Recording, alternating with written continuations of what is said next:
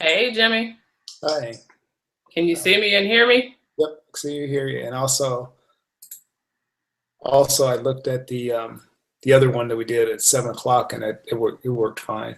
I see you now. Okay, good, good. So what I can do is like now I can control that. Now it's me, and then now it's you. Okay.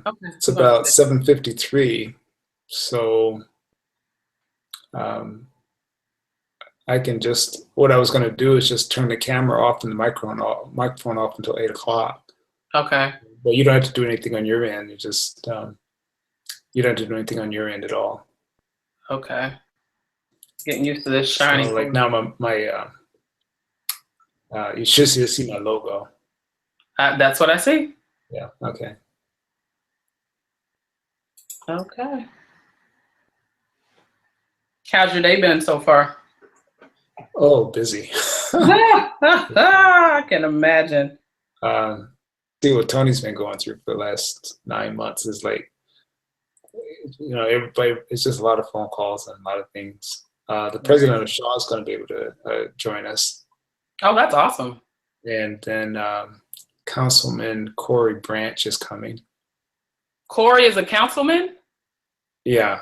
Oh my gosh, he's run for office so many times. He got it. I had no idea. Yeah, he's in Raleigh.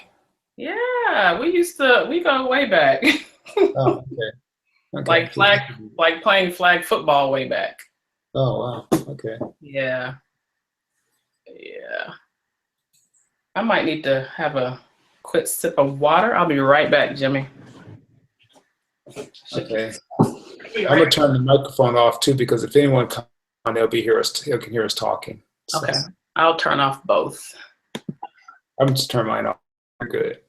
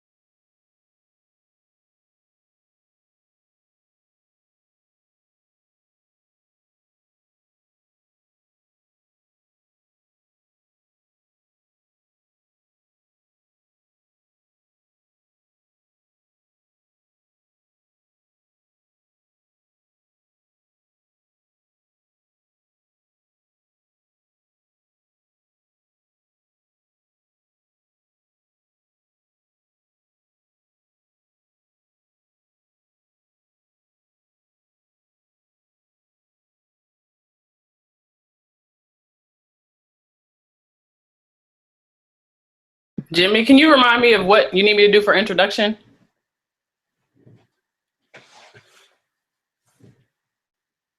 Oh, I forgot I had it muted. I was talking. All I'm gonna do is just give a real brief introduction, introducing you and saying that you're going to be speaking tonight about the P's and Q's of making an informed college decision or informed decisions about college. Okay. Other than that, what you did before was great. So I don't remember. Such a blur. well, the thing is, the last time we did this was the last time I've done it too, Okay. because the lady that was supposed to do it afterwards, she was working that night and couldn't do it, and then the Okay. woman after that couldn't find a computer, Oh, and then I goodness. was gone. I know she couldn't have the right equipment. Then I was gone to my mom's 101st birthday. So Wow. so I'm trying to get back. So that's one thing. You're a perfectionist. I'm sure you know that. Yes, I am. And so you made me like, okay, get back into this, I guess. So you're kicking it off again. Oh, wow. Okay. I didn't realize how shiny my forehead is. I know you see me keep touching it. I'm like, oh my gosh. And then my glasses have a glare. Let's see if I...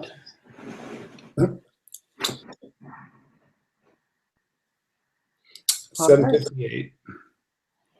I just had my high school friend say that she and her son will be tuning in. I was like, shut up. Well, we've got one viewer now. Okay.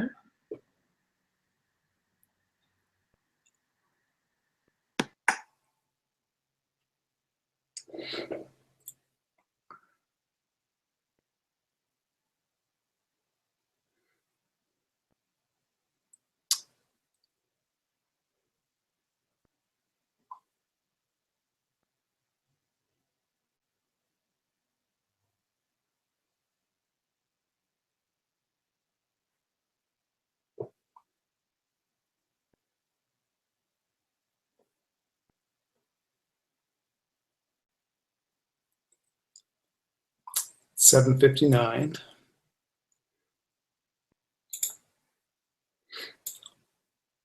We're going to start in 1 minute. All righty.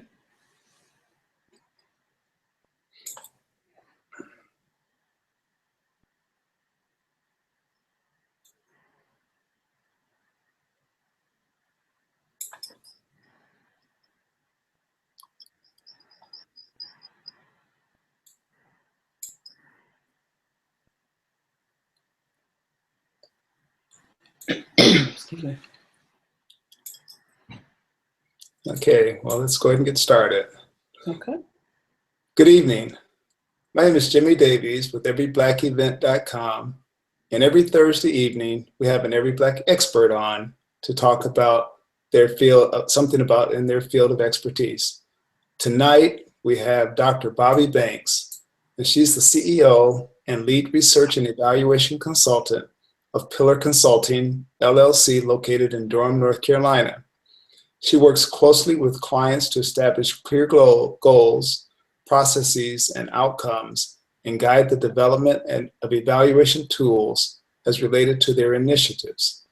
She is also a widely sought after motivational speaker. Her professional experiences have afforded her the opportunity to work on a variety of federal, state, and local initiatives, as well as efforts with nonprofit organizations in Europe, South America, and Africa. Her contributions include research conducted at the World Health Organization and prestigious universities in and out of the United States.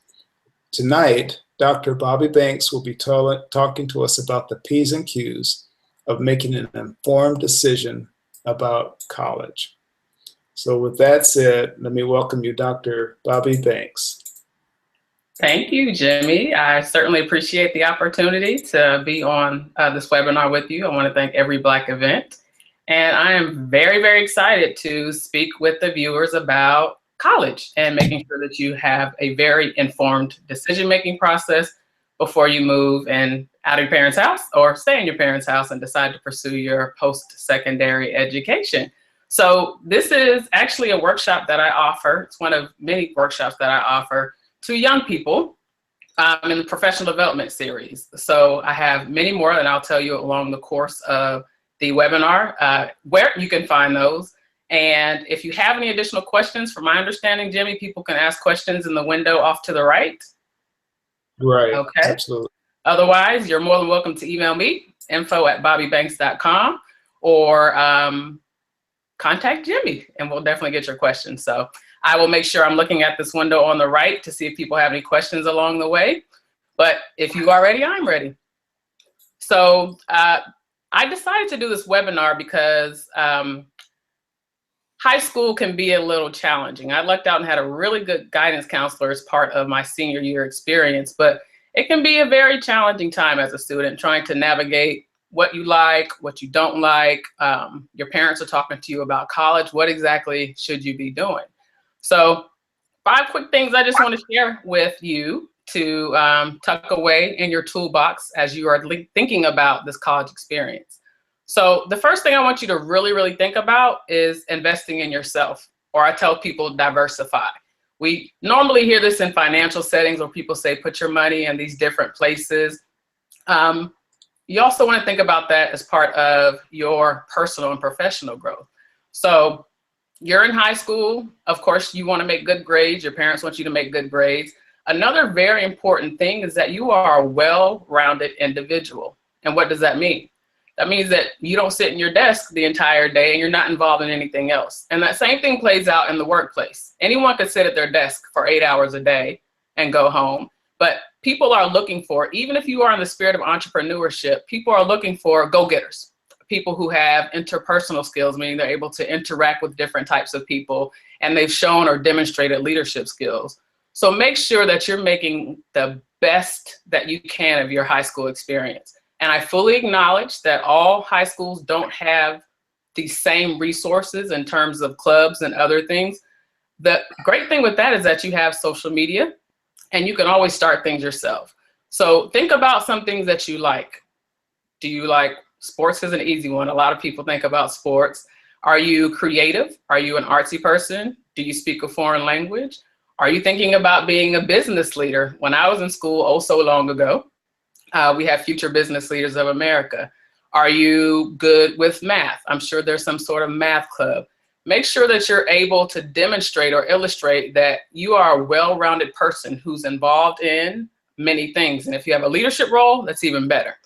And then you have outside of the walls of your school, the broader community. There are so many opportunities to volunteer. Take advantage of those. So that's the first thing I want people to really, really think about. And one illustration that I have when I do this particular workshop is literally a piece of wood with a bump on it, a bump on a log. I'm not sure if all the young folks know this, but essentially it's someone or making an inference that you're just kind of, sitting there. And that's not appealing to a potential employer. That's not appealing to, if you become an entrepreneur, a potential client. So making sure you're able to demonstrate that you can do many things. So that's where we'll start. The second one, and it's also why I titled this P's and Q's for those of you who don't know, I was a military brat. So a lot of my life, I was able to travel around to different places. And we kind of took on phrases from different, regions or different areas. So in Germany, it was Danke. In Utah, it was oh my heck, all kinds of funny things. P's and Q's are one of the more British phrases that meant mind your manners. Or as Jimmy shared with me, people have actually used this in editing to make sure that your P's or your Q's are not, you have not confused them. So you're not spelling queen as queen. So I titled this P's and Q's more so for people to think about minding their manners, having a plan, but also to think about probes and questions, which takes me to my second point. A question is, did you go to the mall today? A probe is, what were you shopping for? Were there any sales? Did you go to any other malls? So when I say probes and questions, I want you to have that mindset, because a huge part of you choosing a college and engaging with people inside that college and outside of that college is your ability to ask questions. And part of that is knowing who you are. So hopefully you've taken time to invest in yourself as a student and also engaging in some of those extracurricular activities I've talked about, different types of clubs and even things in your community. Second point is find a future version of yourself at a college.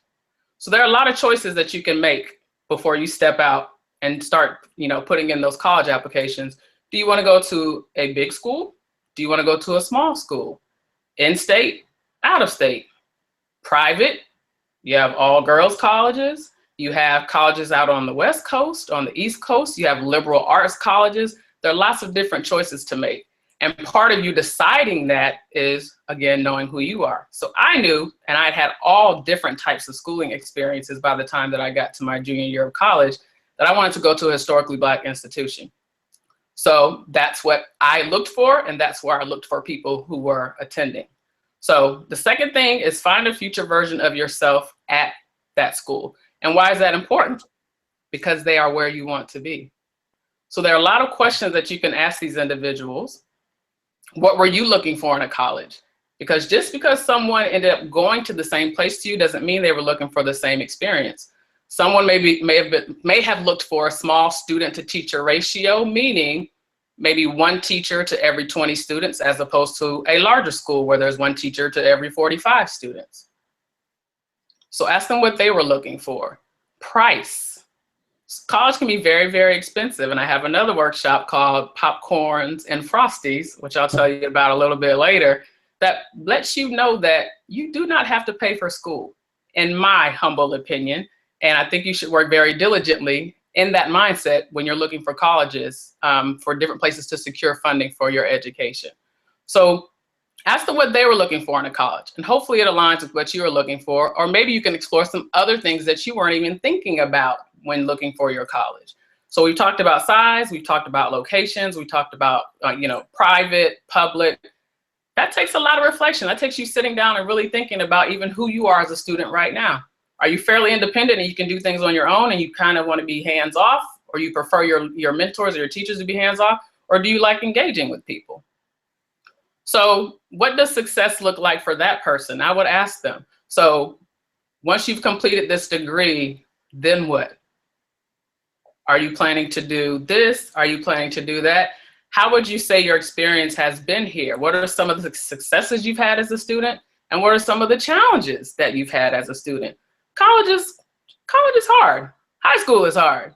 But you want to be able to anticipate and think about some of those challenges and have potential remedies or solutions for some of the things that you may come up against. Another great thing to ask people, do you feel that your training here at this school has positioned you to go out into the workforce? That's a great question, because you want to know you're investing your time. You want to know that you are spending your time, your funds, your physical space, your mindset, your energy in a place that has the potential to lift you to the next stage of your life or the next stage of your career. Another thing you want to ask is what's next for them? What do they plan on doing? Some people plan on going into the workforce. Some people plan on being entrepreneurs. There are lots of different things that people do. So you want to start there at school. I found some very, very interesting things in chasing down people at schools, from housing. When I was in graduate school, I actually asked the admissions office if I could meet other minority students who were enrolled. And I ended up finding a place in the heart of downtown Boston for the price of a hostel. When I say very, very, very, very cheap, it was very, very, very, very cheap. I also was proactive and asked about funding sources. And I'll tell you that a little bit later, because I want to hold that off to one of my other points. So number one, you've invested in yourself. You made sure that you are the best student you can be in the classroom, and make sure that you're also engaging in other social activities in the walls of your school. If not available, that's completely understandable. You can try to start something or something outside the walls of your school. Second thing, find a future version of yourself at your school. Another thing you want to do is find someone who is career-wise where you're looking to go. So let's say you have an affinity for urban planning or sociology, and you're thinking about being a professor one day. Find a professor. Ask if you can, shadow that person. Ask them, why did they choose their particular major in school? And would they have done anything different based on where they are now? Because there are a lot of things that have happened even in the last 5 or 10 years with technology. And it's a huge possibility that your training may need to shift with the time. So I would ask that person, what additional skills do they think you need? Because we are in an environment, in a world that is becoming increasingly competitive globally. So what other things do they think that you should have as part of your training? And one other point I want to drive home, and I had a mentor at UNC tell me about this book. It's called Forget a Mentor, Find a Sponsor. I highly, highly recommend you look at that book. We think of mentors as people who, give us information, give us guidance, give us all sorts of beautiful things to help us grow as individuals and as professionals. A sponsor goes a little bit further in that they will put their reputation on the line for you. They vouched for you. You have credibility. They know your work. They know your work ethic. And they will literally just, hand you or your paperwork off to someone else. So that book goes through different details of the difference between finding a mentor and finding a sponsor. And another thing you'll find out as you're finding these people at your respective schools, and you're finding someone who's in a potential career that you choose to pursue, there are a lot of things that you may not learn in the walls of your school. Flashlight. That's also a huge opportunity for you to grow and invest as a student. So you can see where there are existing, in research we call them gaps, or if there are other places where you can start really, really exploring. Go back to that example, thinking about sociology or urban planning. Suppose you're talking to a potential mentor who says, yeah, we've done a lot of advocacy work looking back at redlining or blockbusting, or they're mentioning things and you've never heard of these because it wasn't part of your high school training. That's okay. Look it up. And you'll be well-versed, I promise you, well-versed on not only the speak, but also very good training.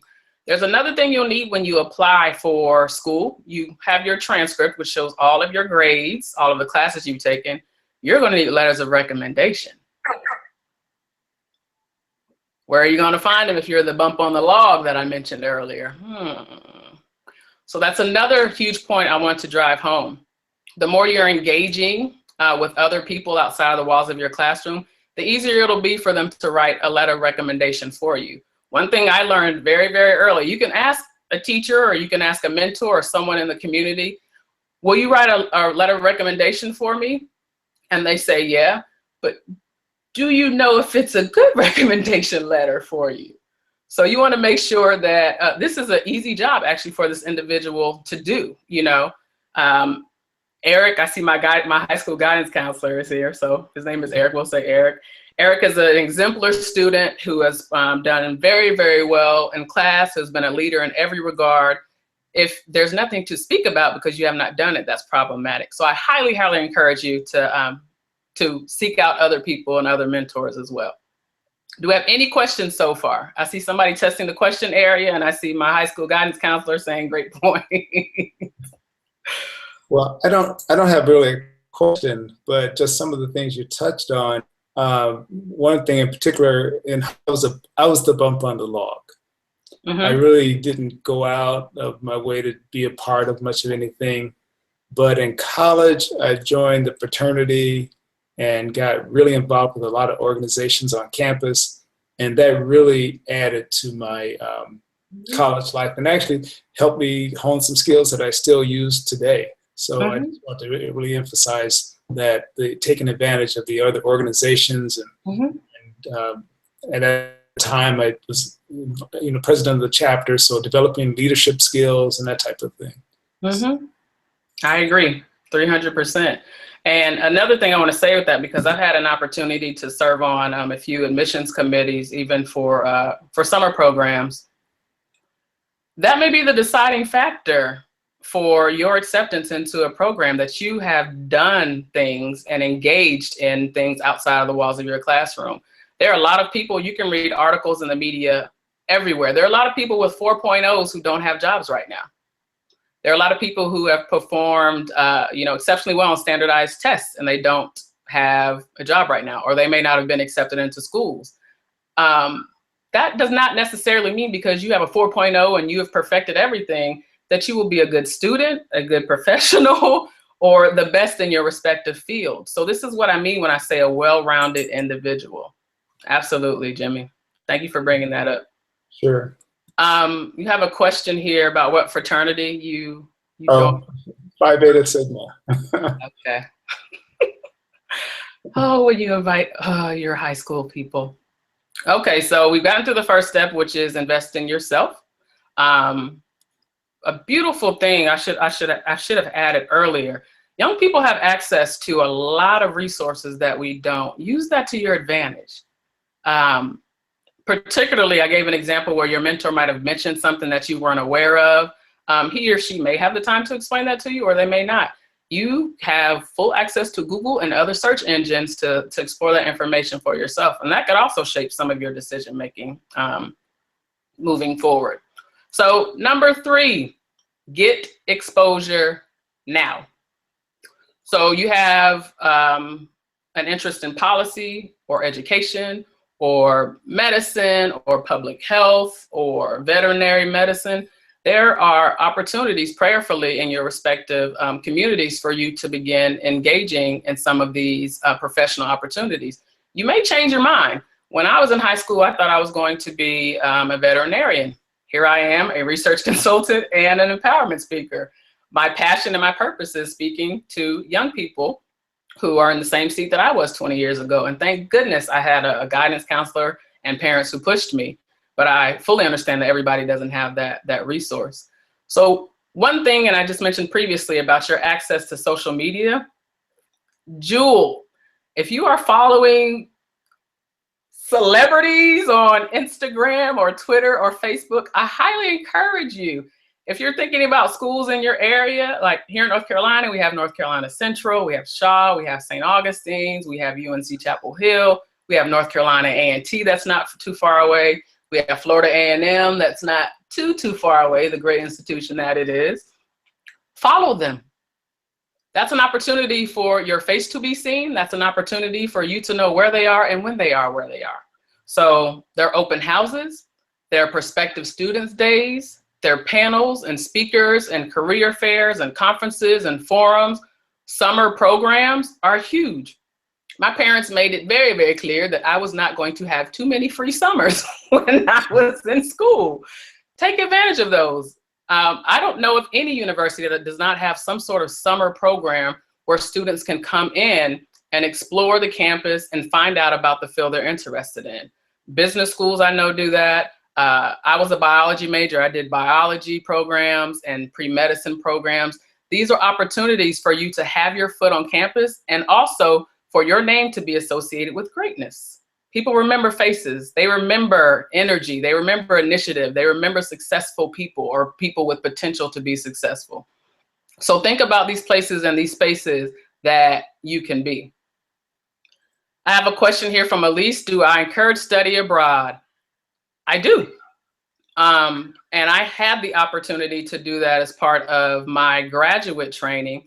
I think it's a great professional tool to tackle under your belt.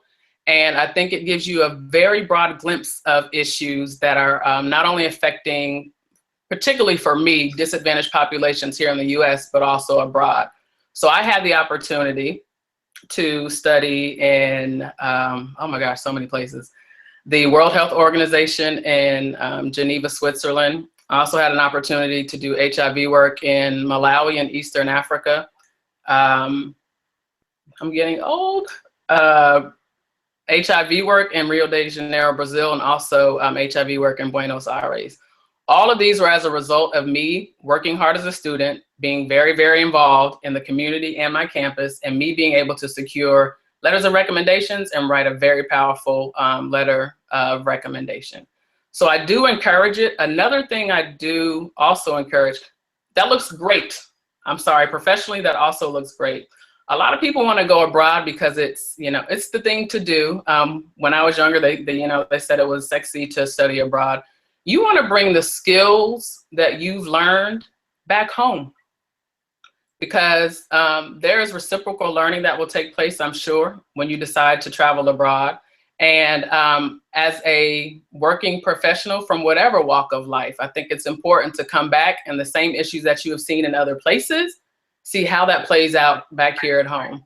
And I know a lot of summer programs have a culminating activity. It could be a research paper where you have to reflect on those things. The programs that I participated in, you had an opportunity to publish. An international publication is pretty huge. I was able to get one. And I mean, just by all these things that I'm telling you, I was able to do these things and network and work hard and meet the right people in the right places. So there's ample opportunity for you to grow professionally and personally. So I do encourage that, but I encourage you to also be equally invested in the communities in your surrounding area. Thank you for the question. I have a comment here to encourage students to join programs at their schools. Thank you so much. Like AVID, Advancement via Individual Determination, Gear Up, Upward Bound, Talent Search. These are programs that while you are in high school, give you an opportunity to build yourself. And also they do college tours and have speakers. I've been a speaker, actually, speakers and workshops and other opportunities for you to spread your wings and fly while you're in high school. Thank you for adding that. So in addition to some of the other clubs that I mentioned, there are other opportunities for students. So I highly encourage you to Google and search those out to see if you have those available in your school. And these people stay in touch with you forever. That was my high school guidance counselor that just wrote that comment. They are truly invested in these programs and making sure that high school students are highly, highly successful in everything that they do. And I believe they may have an opportunity for free college applications. If not, I encourage you to ask those when you apply. There are a lot of things you can get when you ask, and I'll do that. I'm saving all the money stuff for later. Any other questions before I move forward? Okay, so we stopped at get exposure now. Use your free time wisely. We're all on our phones, and I love Facebook too, and I love all the social media things. Use it to your benefit, particularly for people who, myself, I'm only a second generation college student. My mother was the second in her family. Just access wise, we couldn't always get in the places we wanted to be. So if you don't know these things, that's fine. Follow people on social media, read blogs, read links, see what other people are doing. Some people look at school ratings as well and see, well, this school's ranked first or second. I encourage you to see what those ratings are also based on. There are various factors, but I highly encourage you to look at those and see what factors into that, and if those are important factors for you. Could be how much money alumni give back, or the student to teacher ratios, or funding they receive, and things like that. Any other questions before I move forward? Time is flying. Okay, so encourage you to invest in yourself. Name some extra programs for you. Thank you so much, Mr. Eric Hairston from Denby High School. Second thing is find a future version of yourself at the college and career-wise. I don't know many people who have made it where they are who don't extend a hand back to assist young people. Third thing is get exposure. Make sure you are in the place. Make sure your face is in the place, and that you are, if you want to be a fly on the wall, that's absolutely okay. If you just want to learn about the environment. I forgot to also ask, I forgot to also add, if you'd like to sit in a class at a school, I would email and ask if that's okay, particularly if you've already been accepted, because at this point they're selling the school to you and you're selling yourself to the school as well. That's the best term I could use for right now, I'm sorry. So see if there are classes that you could sit in as well to get a feel of what the campus feels like, okay? Number 4, network, network, network. So one thing that I learned, particularly in reviewing applications and interviewing people, is that young people are brilliant on paper, brilliant. But when it comes to communicating your worth at a career fair, or you're at the college or a college representative or anyone else, the ball is kind of dropped. And I don't think that's by any fault of your own. I think we're in a society now where we just don't engage like we used to. So there's a business acronym that I was introduced to that I drop with young people, and it's FORM, F-O-R-M, family, occupation, recreation, and money or motivation. So these are things that people typically want to talk about, and they're good connection points. Very good connection points for you to have a conversation with somebody. So F, family. If Jimmy said, Jimmy said he's in a fraternity. Suppose Jimmy said, well, my brother is in Phi Beta Sigma. Oh, that's great. I know several Phi Beta Sigma people who pledged. One of my good friends from high school actually pledged at Virginia State University. Easy. Okay. Easy, easy, easy. Occupation. Jimmy, what is your occupation? Well, I'm a database developer and computer instructor. Oh my gosh, that's a tough one. I always tell, during my workshops, I tell kids, give me one to trip me up. And the last one was a person who works at a mental health institution. I think that was the best one. So a database operator, that must be a very, very complicated job. I actually work with data on the front end. I work with a lot of clients on collecting survey data and numbers, and then we just kind of dump it in that black hole. So I guess you are actually working where the black hole exists. Well, actually, what I did is for years I developed databases. Okay. So I would literally put together a database. You can store the information or generate reports from the information that you stored. Wow, that sounds really complex. So do you work with people like me on the front end who typically do surveys, or do you work on bigger projects?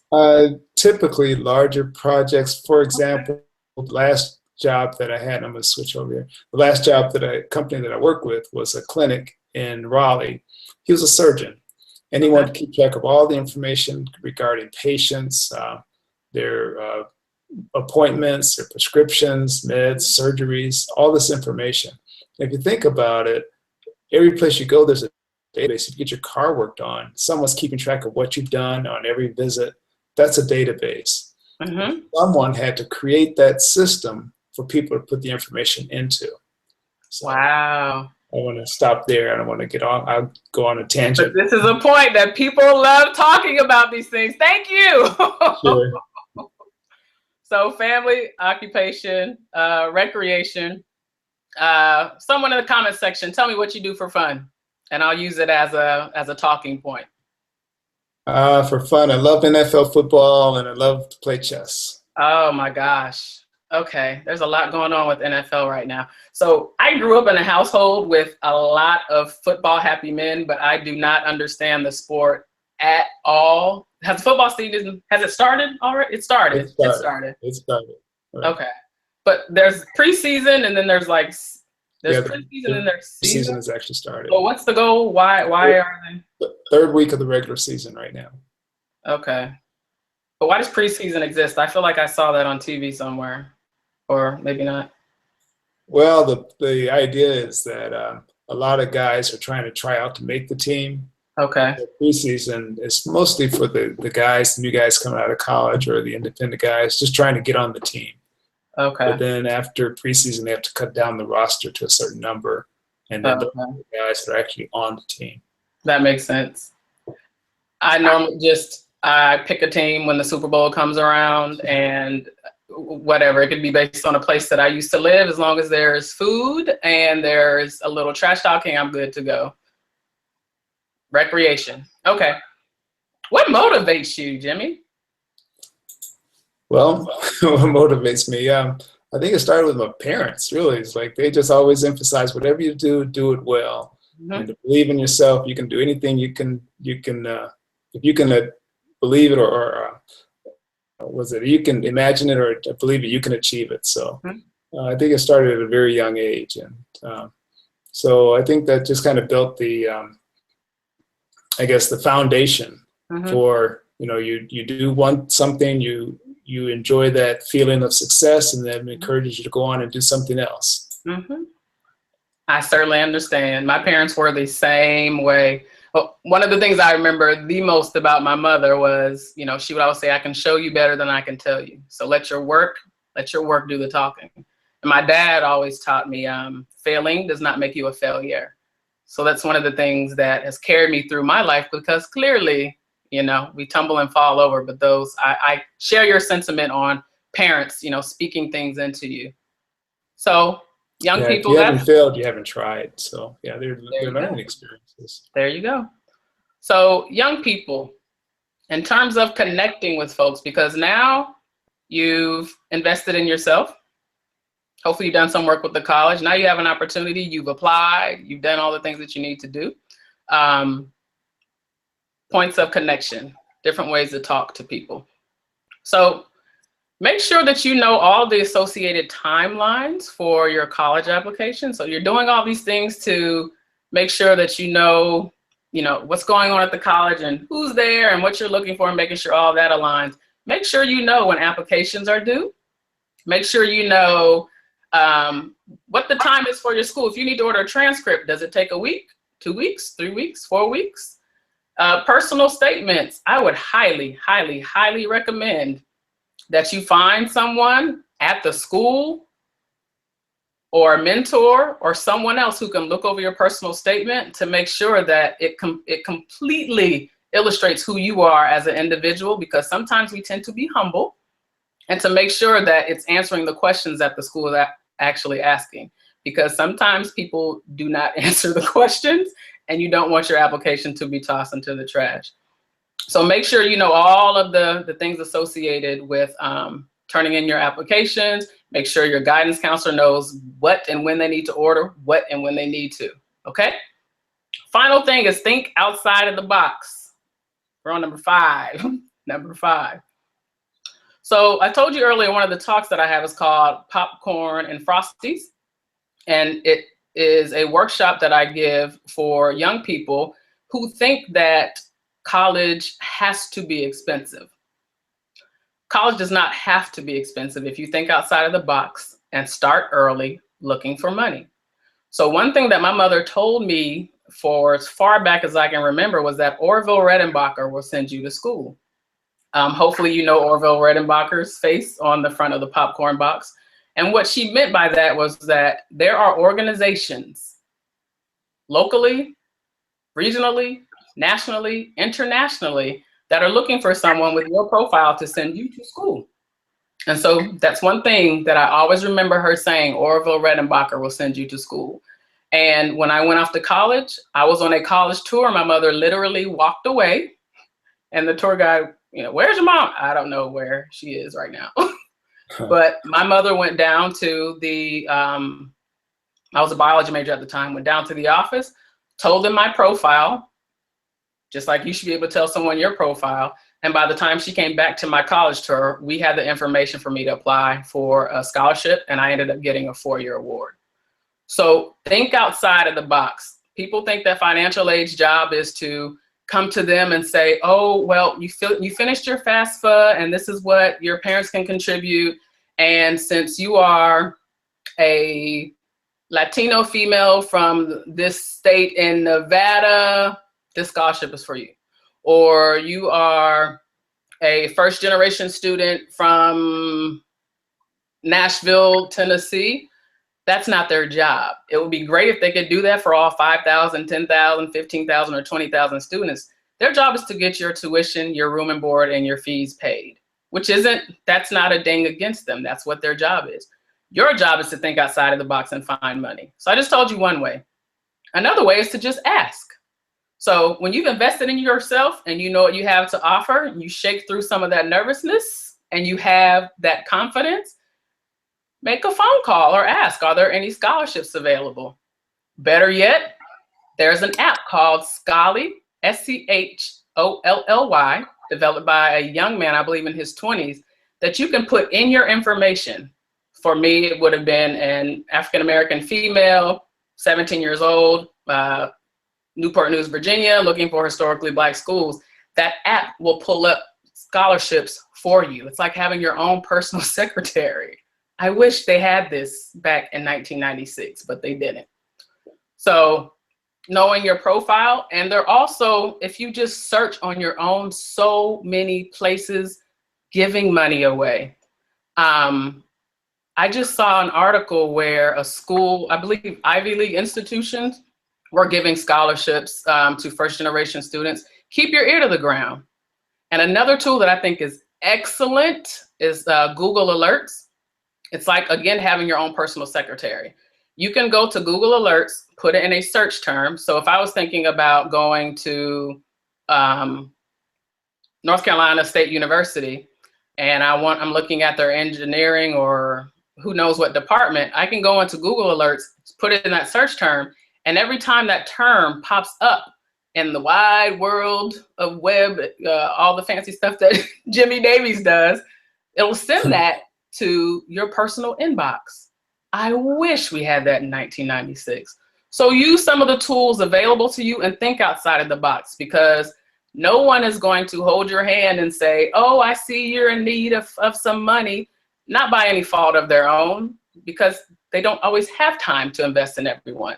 So see if your school has merit-based scholarships or dean scholarships or any other profile you can think of yourself. I just threw out some very random ones. That's literally what I did when I was in school. And when I got to my master's program, because I knew what my mother did when I was an undergraduate, I was able to ask those same sorts of questions, and I was able to get a scholarship. And when I decided to go to graduate school again, I asked those same types of questions, and I was able to get a scholarship. So think outside of the box. Please know that you will not be spoon-fed opportunities, particularly when it comes to finances. So use the internet, use it as a tool. Make sure that your face is known. People know and they've seen you. You've taken advantage of summer programs, even if it's not at that particular school. That shows that you took initiative to get extra training for whatever career that you decided to pursue. I have some questions here. Okay. Seniors in high school should be seeing their counselors at least 3 times per week. I did not know that. I did not know that. Thank you again, Mr. Hairston. I'm going to get a t-shirt. I love my guidance counselor. But he's absolutely right. And hopefully I've driven that point home. College planning should start now. If there are middle school age people on this webinar, you got a whole lot of forecasting and a whole lot of time to start developing yourself and thinking about some of these things. College planning should start yesterday, to be honest with you. It's there. You have to make your plan and do your work to make sure that you get there and you're successful doing it. Another thing, thinking about thinking outside of the box. So I was a biology major, and I had every intention of being a veterinarian, and then I changed to medicine. And I walked the campus like my mother did. And I was able to get a summer job. I had several, actually. I was an RA, and I can't sit still. I ended up getting a job in the College of Pharmacy and Pharmaceutical Sciences, which isn't a huge jump from biology, but it is a different field. And because I was able to work in that lab, I then had an opportunity from my mentor, because he saw that I was a hard worker. I showed up, I did what I was supposed to do, to present at a conference in Phoenix, Arizona. So I was able to see the Grand Canyon. Maybe I was 19 years old, I'm not sure. But I learned in association that SMART equaled free travel. And someone asked a question earlier about studying abroad. That's what started the travel bug for me, when I learned that SMART equaled free travel. So think outside of the box in terms of opportunities. Everything may not be handed to you on a silver platter, and it may not look like an opportunity that it is. Even as I pursued on further in school, I decided to pursue public health ultimately, and my work was in the area of HIV/AIDS prevention. When I applied for summer programs, they weren't always in that field. That's what I applied for, and that's what skill set I was able to communicate. But if there was a mismatch, for example, when I worked at the World Health Organization, that was actually tobacco cessation. There were programs so that people, or I wrote profiles that showed the prevalence or how many people were smoking in these countries. Now, that's not quite HIV, but that's a skill. I was able to write up scientific profiles for the World Health Organization. That's pretty good. So make sure that as opportunities come, some people may say this as, and I actually had a professor say this, you know, it may look like you're not focused on, you know, what you want to do. I know what my area of interest is, and I applied for that, but that's not quite how it came back. And passing up an opportunity to work at the World Health Organization is a little, I would say, crazy, for lack of a better term. And the same thing happened when I ended up working in Brazil. I applied for a program, and the placement that I received was for nursing research in Rio de Janeiro. Now, because I had studied epidemiology, that's a skill that they needed at that particular site. Had nothing to do with HIV/AIDS, but I was able to talk with the program director, and that's why I was able to go to Buenos Aires in Argentina and do some HIV work there. So I'm saying all of this just to illustrate and to demonstrate for you to think outside of the box, because the people who are thinking inside of the box are probably some of the folks who think they have to pay for school, or they have to do this or have to do that. You have to make a plan, and you have to execute it. So make sure that you start planning. So thank you, Mr. Hairston, for saying 3 times a week. is how many times you need to be that you need to see your guidance counselor, and make sure you're asking questions. I totally failed to add. I said popcorn and Frosties, and I told you about my mother with popcorn. I'll now tell you the Frosties part. So my mother says that my senior year of high school, that she could not get me to sit down and apply for college applications. I don't know if that's true or not, but she ended up talking to my guidance counselor without my knowledge. And I didn't find this out maybe until 5 or 10 years later. They had a discussion behind the scenes, and she told him, I cannot get Bahby to sit down to apply for these colleges because, I know everything and I'll be okay, Mom. Unbeknownst to me, because I was in constant communication with my guidance counselor, he'll tell you that I dropped by whenever I felt like dropping by. What he told me was that, when you go off campus for school lunch, because that was the reward for us, when you go off campus for school lunch, bring me a Frosty, and then you can come work on my computer, because computers were so then. He said, you can come work on my computer and look at some of the schools. So that was his tactic to get me to come and sit down and really focus and look at the schools that I wanted to apply to ultimately. So that's why I call the talk popcorn and Frosties. My mindset that I don't have to pay for school, and also the help from my mentor who shifted my brain to say, this is how we're going to do this. And I thought it was very innovative. I had no idea at the time, but I remember bringing him Frosties from lunch a few times a week. We have a question here on the side that says that 3 times a week, does the student initiate that, or does the counselor? And as Mr. Hairston said, I started coming all of the time. He said the student, and normally the information is in the school counseling office. Students must visit early and often. And I remember there being a basket, literally a basket with folders of people who were in, where I went to high school was Newport News. There were scholarships in little manila folders. If you flip through, you could see who was offering scholarships.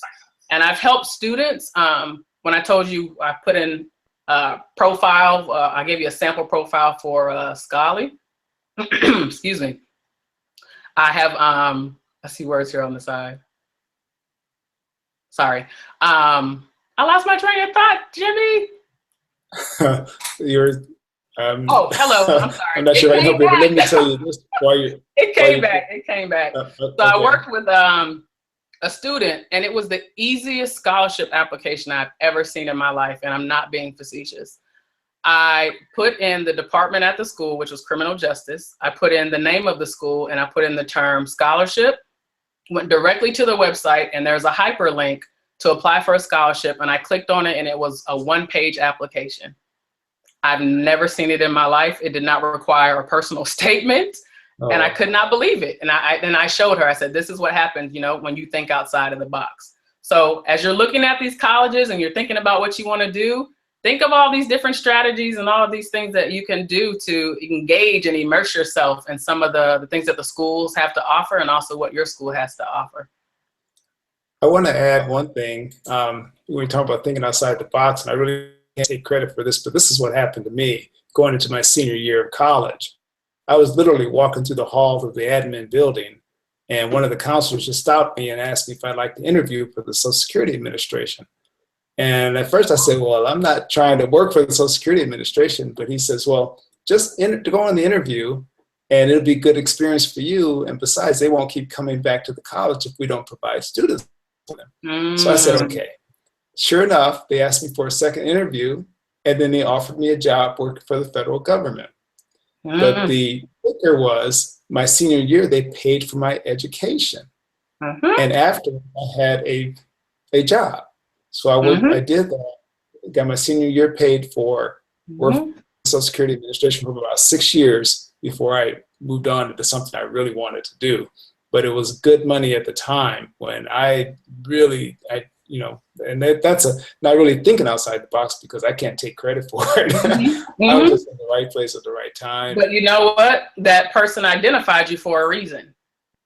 So they are familiar with you and clearly your work ethic or you as an individual, that's the sponsor we're talking about. Someone who can say, hey, Jimmy, I have this opportunity. And sometimes people don't, you might not even have to go through the formal process. Like that's how strongly you could be vetted. And you did raise another thing that I want to encourage young people to think about with their college exploration process and when they're doing college planning. A lot of careers require graduate training. So you've gotten your bachelor's of science or your bachelor's of arts, or if you've chosen to go to community college first, you get your associates of arts and your bachelor's. A lot of professional careers may provide or may require master's training. So when you're looking at schools, see if they have what was called in my time, that was so long ago, feeder programs. So if you are interested in medicine and you know that's what you want to do, and it's okay if you change your mind, we're all young, kind of, sort of.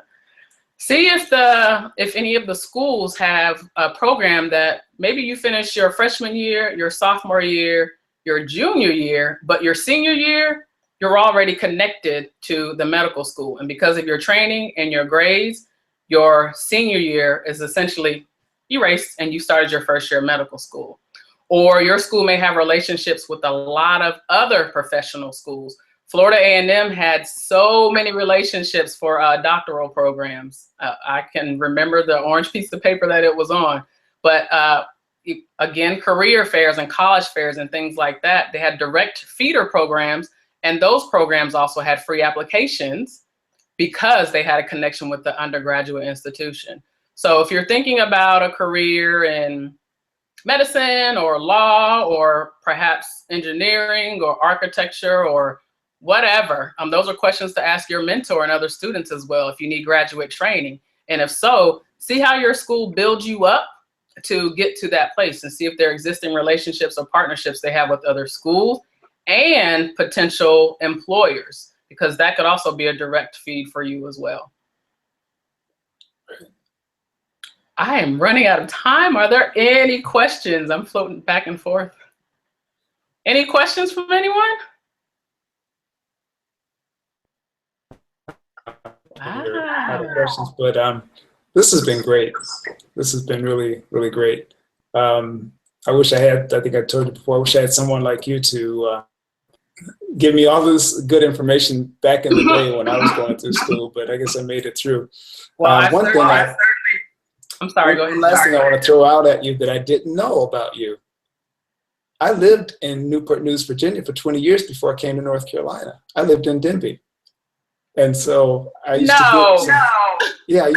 to get some students from Denby High School to help me with my computer service. That's where I went to high school. I'd get some interns from Denby High School to help me do some things, some mailings and things like that. I lived right down the street from Denby High School. So did I. That's where I went to high school.